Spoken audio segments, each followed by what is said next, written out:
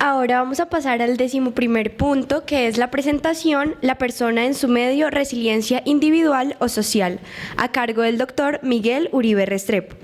El doctor Uribe es médico psiquiatra, salubrista, psiquiatra de enlace y director del Departamento de Psiquiatría y Salud Mental de la Facultad de Medicina de la Pontificia Universidad Javeriana. Bienvenido, doctor Uribe.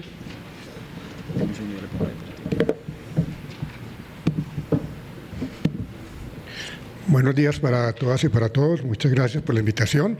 Yo voy a hablar sobre un tema más conceptual porque tiene, creo yo, unas implicaciones importantes para lo que nosotros vamos a hacer de investigación en resiliencia y también para cuando pensamos en cuáles son las intervenciones que van a favorecer la resiliencia.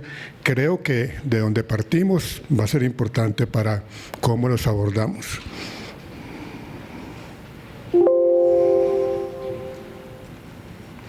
Entonces, cuando preparaba esta conferencia, recordé una frase de Ortega y Gasset que me pareció que resumía un poco lo que estaba pensando, y era aquella frase tal vez muy conocida para algunos acá, que es aquella de que yo soy yo en mis circunstancias. Pero me puse a buscar la fuente original y encontré que la frase era todavía más interesante, porque primero decía sobre las cosas mudas que están en nuestro próximo alrededor, y cuando hablaba de las circunstancias decía: y si no la salvo a ella, no me salvo yo. Yo creo que eso resume lo que yo voy a presentar. De esta frase yo diría que las cosas alrededor no son mudas. Lo que pasa es que somos sordos, pero ¿quién soy yo para discutirle a Ortega y Gasset? Entonces, sobre la resiliencia hay muchos problemas. Uno de los problemas son las multiplicaciones de la resiliencia, sus múltiples sentidos. No hablamos de lo mismo cuando hablamos de resiliencia en muchas ocasiones. Para entender esto voy a utilizar la metáfora del camino. Voy a hablar sobre el origen, de dónde partimos, voy a hablar del camino, o sea, el proceso, y voy a hablar del destino, a dónde llegamos, o sea, los desenlaces de la resiliencia. La aplicación en psicología del concepto de resiliencia se originó interesantemente en un estudio de una cohorte de niños en Hawái, donde querían ver cuáles de esos niños que estaban expuestos a una gran adversidad desarrollaban con el tiempo psicopatología o no. Pero luego se aplicó sobre todo a la respuesta frente al trauma, porque se empezó a ver que las personas expuestas a eventos traumáticos, la mayoría de ellos no tenían unos desenlaces negativos y se habló de ellos como resilientes. Pero ahora se aplica casi a todo donde hay la exposición a un evento adverso o a una circunstancia adversa y estudiamos la respuesta favorable o no, estamos diciendo que hablamos sobre resiliencia. Entonces la primera pregunta que uno se hace es si esto es lo mismo, si es igual la respuesta frente a un evento traumático o si es igual la respuesta frente a una adversidad crónica que lo acompaña a uno desde antes de nacer. Y dijéramos a todos los otros contextos en los que se utiliza. Pero es cierto que es un concepto útil en tanto nos permite estudiar la respuesta de las personas a situaciones adversas y por ello es central en nuestro estudio de la psicopatología porque queremos saber qué ayuda o qué no ayuda a las personas a tener mejores desenlaces. Y lo otro importante es que, claro, este concepto de resiliencia pues no se va a aplicar solamente a las personas, sino también a las poblaciones, cuando uno habla, dijéramos, de las capacidades que tienen las poblaciones para adaptarse y responder a unas situaciones adversas. Entonces vuelvo a la pregunta si hablamos lo mismo. ¿Será que lo mismo los mecanismos frente a un trauma severo en la edad joven? ¿Es lo mismo frente al envejecimiento, frente a la enfermedad? ¿Es lo mismo frente a las condiciones adversas de la vida, desde el nacimiento a las condiciones históricas? Y yo creo que no es probable que tengamos una especie de aparato universal, un mecanismo universal, como una llave universal, como una llave que sirva para todo. Creo que es posible que la respuesta frente a la adversidad en la edad tardía es distinta a la respuesta a la adversidad durante la infancia y durante la adolescencia. Pero por ahora todo lo entendemos bajo ese paraguas de resiliencia. Entonces, por lo tanto, una primera recomendación para la investigación y para la aplicación de este concepto en distintos entornos es pensar si estamos hablando de lo mismo o no. Sobre el camino, o sea, el proceso, los mecanismos. Creo que hasta el momento se ha hecho demasiado énfasis en los factores individuales, es decir, en individuos resilientes. Y, por ejemplo, nosotros tenemos en nuestra facultad pues, la idea de que a los estudiantes desde el primer semestre les hablamos sobre salud mental, les hablamos sobre resiliencia e intentamos darles algunas herramientas para que sean más resilientes. Una especie como de toolkit para que sea más resiliente. Entonces, el toolkit que me recomiendan a mí es que hagan actividad física, es que cuidado con el sueño, me recomiendan que coma una comidita bien saludable, ojo con ciertas cosas, dijéramos, tóxicas, y que haga meditación. Eso, dijéramos, es mi toolkit de resiliencia. Puedo agregar un par de cositas, pero bueno. Y eso es como un entrenamiento individual y les decimos a los estudiantes que es importante que lo conozcan. Pero pensemos, por ejemplo, en el agotamiento emocional de los médicos y los profesionales de la salud durante los picos de la pandemia.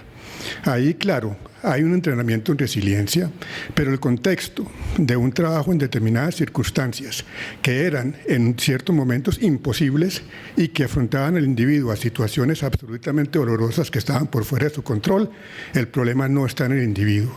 El agotamiento de esa persona no está, dijéramos, determinada por un problema personal, sino probablemente por una situación del contexto. Lo mismo en la respuesta de salud mental durante la pandemia. Claro, fuimos o no fuimos resilientes, quiénes fueron, quiénes no fueron, pero lo que hay que pensar es que eso no fue una propiedad de las personas. Eso fue una propiedad de las personas en su medio, en su contexto, de las oportunidades que tenían, de la respuesta de otros, de la respuesta de la sociedad, de si hubo o no hubo realmente un cuidado del uno por el otro, si hubo una sensación de que había, dijéramos, un camino que se podía recorrer para tener un buen resultado final. De todo eso dependió mucho de la resiliencia frente a una sensación de desesperanza que podía ser real frente a ciertos contextos. Pero tenemos también, por ejemplo, el ejemplo frente al trauma. Claro, las personas expuestas a violencia no todos tienen desenlaces negativos, pero ahí la idea no es entrenar a las personas a que sean más resilientes frente al trauma, sino a disminuir el trauma. El problema no está en la persona que tiene un breakdown después de una exposición traumática violenta, sino que el problema está en el hecho violento. Alguien puede argumentar, pero bueno, como uno no escoge las circunstancias, no sé si Ortega y Gasset decía que uno las escogía o no, pero dado que es posible que en la vida nos enfrentemos a situaciones adversas por fuera de nuestro control, pues no está de más tener el toolkit de resiliencia que ayuda a eso, pero no pensar que eso es responsabilidad del individuo. Eso es entonces el mito del héroe. El mito del héroe que se parece a lo que dice Galeano sobre el goleador, que el goleador es el que se gana los aplausos de lo que todo el equipo hizo. Entonces, más o menos, el héroe termina, dijéramos, también siendo el mito de la persona que hace todo solo, sin tener en cuenta el contexto que hizo posible que hiciera sus acciones. Entonces, los más estudiados han sido factores individuales, como autorregulación, como optimismo, los factores genéticos, los factores biológicos, y eso está bien y hay que seguirlos estudiando. Sin embargo, hay que ir a otro modelo, que es un modelo que tiene en cuenta el ambiente ecológico de la persona. Y aquí vienen las explicaciones socioecológicas, en donde estudiamos los procesos que son cofacilitados entre los individuos y su ecología física y social. Entonces, nuevamente, es el contexto y depende mucho también del desenlace que nos interese, porque tenemos que ver no solamente la capacidad para adaptarse, sino que en el buen sentido de la resiliencia no es solamente aguantar golpes, sino que la resiliencia es crecer y tener, dijéramos, una posibilidad de un mejor funcionamiento después de experiencias, dijéramos, adversas de distinta intensidad, si eso fuera posible. Entonces, en este es el...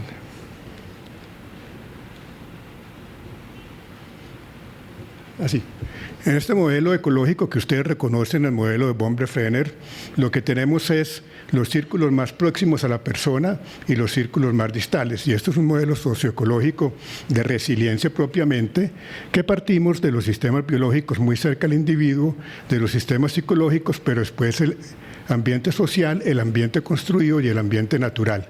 Entonces, esto es, dijéramos, la forma de entender la resiliencia. Entonces, donde usted va a trabajar no necesariamente es en los sistemas biológicos ni necesariamente en los factores psicológicos del individuo, sino posiblemente en el ambiente social o en el ambiente construido.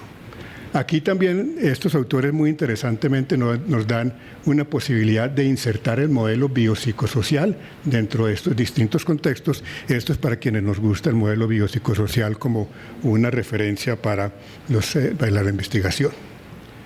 Entonces, claro, tenemos que pensar sobre el ambiente construido. Hay espacios verdes en los colegios, cómo son los salones, cómo es la realidad de su acceso a poder hacer una actividad física, cómo es, dijéramos, las calles circundantes, qué hay ahí, cuáles son las posibilidades de alimentación, etcétera, que son parte del ambiente construido, pero también la calidad del aire, que es muy distinta en Bogotá por sectores y que tiene que ver con salud mental, tiene que ver con depresión, con aumento de riesgo de psicosis, la contaminación, y eso está por fuera del individuo. El problema con el contexto es que las personas, vuelvo y digo, no podemos muchas veces escoger el contexto, así como no podemos escoger necesariamente en qué colegio estudiar, ni podemos escoger en qué barrio vivir, ni podemos escoger en qué familia estar, pues eso es una limitación para esto. Pero hay formas de intervenir sobre esto que no es necesariamente a partir del individuo. La caminabilidad, que es un concepto bueno, esa palabra existe, no en el diccionario de la Real Academia, pero sí en Wikipedia, entonces vale. Es la posibilidad exactamente de hacer muchas cosas caminando, sin necesidad de tener que tomar 2-3 horas de transporte público, que además aumenta la exposición a la contaminación y usted tiene ahí un factor de confusión interesante para aumentar estrés y problemas de salud mental, pero también los servicios comunitarios. Entonces, cuando uno mira la resiliencia desde este punto de vista, aquí tengo apenas unos ejemplos, va a encontrar cosas como, claro, que hay que trabajar en el individuo, pero hay que trabajar en el apego, en las relaciones, en la autorregulación, sí, pero ¿qué tal la sensación que tenga una persona de eficacia? Y la sensación de eficacia colectiva, la sensación de eficacia cultural. En el caso del colegio, por ejemplo, también tendríamos que ver la capacidad que tiene, dijéramos, ese ambiente que mencionaba Laura en el panel, el ambiente del colegio, y qué posibilidad tienen las personas del colegio de creer o sentir que pueden hacer algo para cambiarlo, una especie de eficiencia colectiva o una eficiencia social, que es claramente, dijéramos, central en la posibilidad que tenemos nosotros como colectivos y como comunidad de cambiar las cosas. Si yo hiciera una encuesta aquí, preguntándole a ustedes qué tan confiados son de que nosotros somos capaces de cambiar efectivamente cosas de nuestra comunidad, nos va a dar un buen sentido de si tenemos resiliencia en nuestra comunidad o no. Entonces ahí la resiliencia no es que yo tenga mi kit, sino que yo crea que mi comunidad es capaz de cambiar algunas cosas. Y hablando con Laura, como ella ya adelantó que las intervenciones comunitarias son las que más efecto tienen sobre los desenlaces finales, tenemos otro problema. Vamos a aumentar la cohesión comunitaria, vamos a aumentar la sensación de autoeficacia de una comunidad. ¿Cuáles son las intervenciones probadas para eso? ¿Las tenemos? ¿Quiénes las hacen? ¿No serán otras disciplinas? ¿No será más bien la sociología? ¿No será más bien ciencias políticas y otras que nos pueden enseñar, o equipos multidisciplinarios, a que una comunidad tenga un incremento en su capacidad de confianza propia en resolver problemas? Entonces lo interesante es que el concepto de resiliencia, si vamos a investigar, entonces podemos investigar aspectos del individuo, pero luego tenemos que investigar todos estos determinantes mucho más distales, y no creo que tengamos muchos instrumentos para hacerlo. Esto viene también porque el estudio de resiliencia que estamos haciendo en la cohorte de jóvenes y adolescentes sí incluye muchas preguntas sobre cuáles, dijéramos, los recursos sociales que están utilizando los adolescentes en este momento para poder sentirse mejor. No creo que necesariamente va a lograr capturar todo esto, pero nos aproxima a ello. Entonces, claro, como no es la suma de unos factores, sino que es toda la red, es importante para la investigación volver a tratar de entender cuáles son las resiliencias existentes, entre comillas, que es como las investigaciones que hacemos usando los recursos de la comunidad, hacer muchas iniciativas de jóvenes y de pares, las soluciones basadas en la comunidad, y entender los recursos sociales locales que pueden aumentar las capacidades de las personas para sus eventos adversos. De otro punto son los desenlaces. Los desenlaces quiere decir que cuando estudiamos un curso de resiliencia vamos a ver que no son iguales, nosotros metemos un paquete y ojo con estigmatizar a las personas, porque todos queremos caer dentro de la categoría de los resilientes y no queremos sentirnos en la categoría de los no resilientes. Si entendemos no resiliente como débil, vulnerable o que no hizo algo bien, etcétera, que es otro de los problemas que tenemos nosotros cuando utilizamos esas categorías. Entonces, si bien la resiliencia es, entre comillas, la norma en que la mayoría de las veces tiene un buen desenlace, la mayoría de las personas son, entre comillas, resilientes de acuerdo al desenlace que usted mida frente a los eventos traumáticos que tengo acá. Lo cierto es que las vías de la resiliencia son muy distintas y voy a concentrarme en esta vía para mostrar un ejemplo. Entonces usted muestra toda la población y dice la población es resiliente y no resiliente, pero ¿qué pasa? Aquí tenemos, acá tenemos el evento traumático o el evento adverso.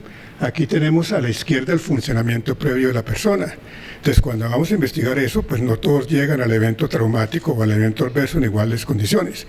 No todos llegamos al confinamiento de la pandemia con el mismo grado de bienestar o de psicopatología.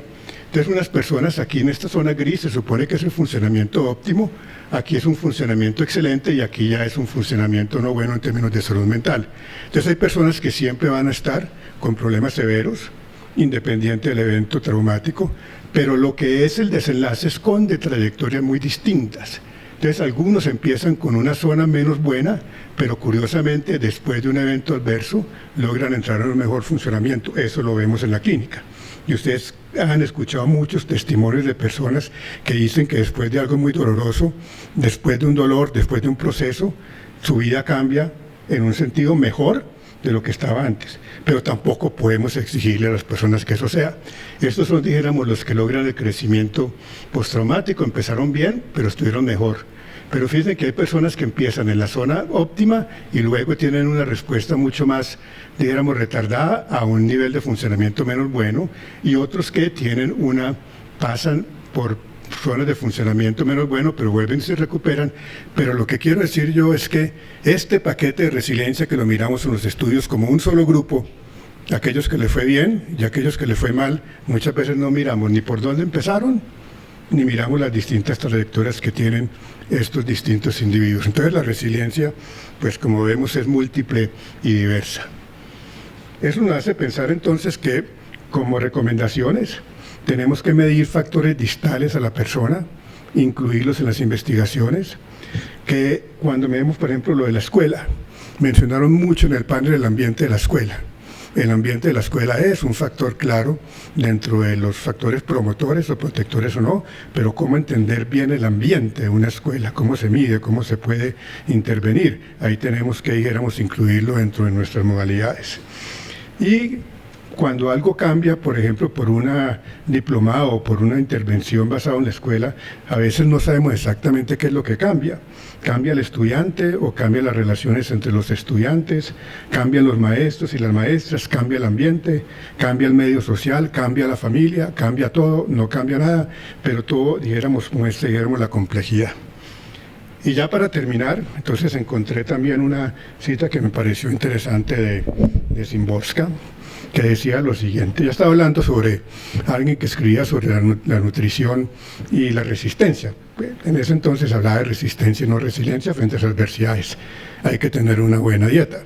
Ojalá que comamos chía, kale, ¿qué más cosas les gusta a ustedes? No sé. Entonces ella decía lo siguiente. Unos pocos dientes de ajo al día nos permitirán cuidar de esos compañeros pastores menos listos que no lo comen. Entonces cambie ajo por kale, chía, kombucha. Bueno, y justamente por eso enferman de gripe, curiosamente de gripe más a menudo. La cebolla cruda nos dará las fuerzas necesarias para realizar nuestro abnegado trabajo. Entonces, claro, los pastores van a trabajar, les va a trabajar duro, entonces hay que darles, pues, dijéramos, lo que les dé las fuerzas necesarias. Y luego ella dice de manera prudente, de momento todavía no sé qué deben comer los pastores cuya tristeza derive de no tener dinero para comer plátanos. Pero paciencia, porque seguro que la ciencia no tarda nada en descubrir las propiedades hilarantes del navicol. Entonces, esa es la conclusión acerca de los múltiples problemas de la resiliencia. Muchas gracias.